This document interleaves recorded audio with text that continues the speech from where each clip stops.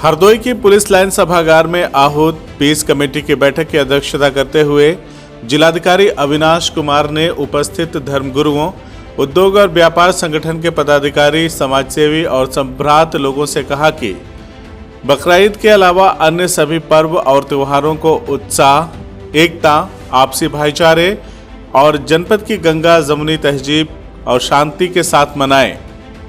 DM Avinash Kumar ने कहा कि त्योहारों पर जिले में शांति बनाए रखने के लिए अपने गांव, मोहल्लों में आने वाले प्रत्येक बाहरी व्यक्ति के बारे में जानकारी रखें और संदिग्ध व्यक्ति मालूम होने पर तत्काल पुलिस और प्रशासन को इसकी सूचना दें।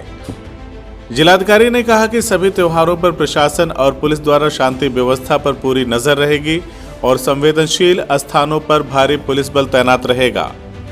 उन्होंने कहा कि किसी तरह की अफवाह फैलाने वाले और शांति भंग करने का प्रयास करने वालों पर कड़ी कार्रवाई होगी। जिलाधिकारी ने कहा कि बकरीद पर व्यापक सफाई व्यवस्था रहेगी, पेयजल और विद्युत सप्लाई नियमित कराई जाएगी। उन्होंने कांवड़ यात्रा के सदस्यों से भी कहा कि मुख्यमंत्री के निर्देशानुसार कोई भी कांवड़ यात्रा उप जिलाधिकारी की अनुमति के बाद ही निकालें और कांवड़ यात्रा परंपरागत मार्गों से ही निकाली जाए। उन्होंने कहा कि कोई नई परंपरा नहीं शुरू की जाएगी, साथ ही डीजे पर निर्धारित आवाज में केवल भक्ति गीत ही बजाए जाएंगे। बैठक में पुलिस अधीक्षक राजेश द्विवेदी ने कहा कि जनपद में पर्व एवं त्योहारों के साथ कांवड़ यात्रा को ध्यान में रखते हुए सभी थाना अध्यक्षों को निर्देशित किया गया है कि शहर के मोहल्लों और गांव के मजरों में बीट सिपाहियों की गश्त बढ़ाएं और लोगों से समन्वय बनाकर क्षेत्र की गतिविधियों की जानकारी भी रखें।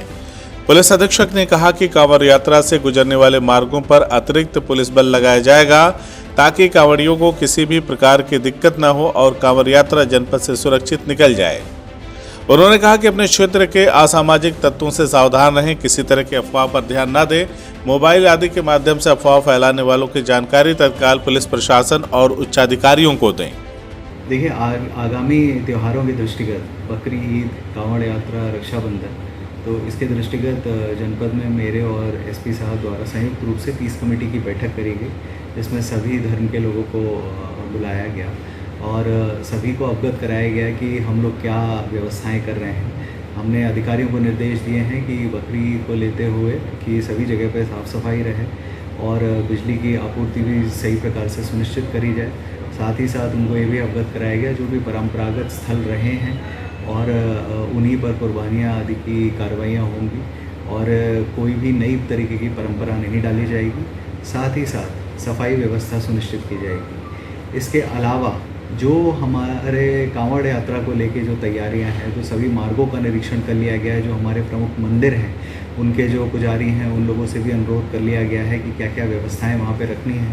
जो कांवड़ यात्रा के जो शिविर, जो विश्राम शिविर होंगे उन पे हम लोग व्यवस्थाएं सुनिश्चित कराएंगे, मेडिकल किट्स आदि की व्यवस्था, डॉक्टर्स और जो हमारे अलग अलग तरीके के लोग जो वहाँ पे लोग जब जाएंगे तो उनको कोई भी तरीके की आवश्यकता पड़ेगी तो हम लोग वहाँ पर सुनिश्चित कराएंगे। साथ ही साथ जो कांवड़ यात्रा को लेकर निर्देश दिए गए हैं सभी एसडीएम्स को और सीओस को कि परंपरागत रूप से जो भी कांवड़ यात्राएं जो चलती आई हैं उसमें किसी प्रकार की अनुमति की आवश्यकता नहीं है। केवल और केवल जो किसी प्रकार के जुलूस और इन सब पे ही आदेश दिए गए हैं कि आप लोग अनुमति प्राप्त करके ही कुछ कर सकते हैं।